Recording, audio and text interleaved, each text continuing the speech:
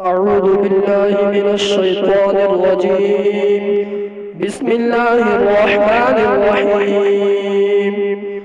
وقالت اليهود ليست النصارى على شيء وقالت النصارى ليست اليهود على شيء وهم يتلون الكتاب كذلك قال الذين لا يعلمون مثل قولهم فالله يحكم بينهم يوم القيامة فيما كانوا فيه يختلفون. ومن أظلم ممن منع مساجد الله أن يذكر فيها اسمه وسعى في خرابها أولئك ما كان لهم أن يدخلوها إلا خائفين لهم في الدنيا خزي ولهم في الآخرة عذاب عظيم. ولله المشرق والمغرب فأينما تولوا فثم وجه الله إن الله واسع عليم.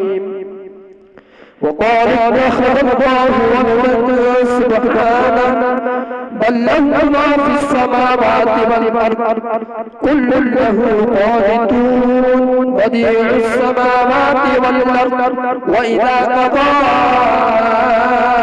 أمرا فإنما يقول له كن فيكون.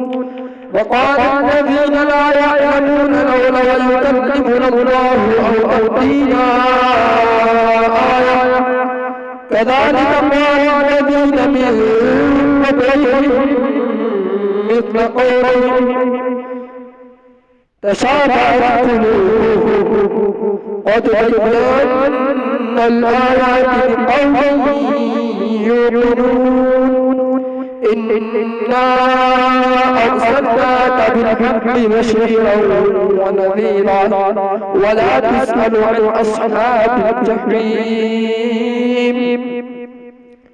ولن ترضى عنك اليهود ولا النصارى حتى تتبع ملتهم قل إن هدى الله هو الهدى ولئن اتبعت أهواءهم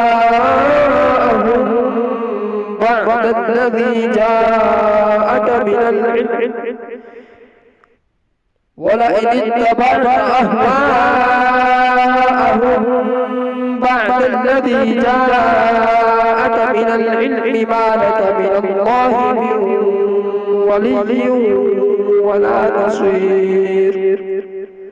الذين آتيناهم الكتاب يتلونه حق تلاوته أولئك يؤمنون به ومن يكفر به فأولئك هم الخاسرون.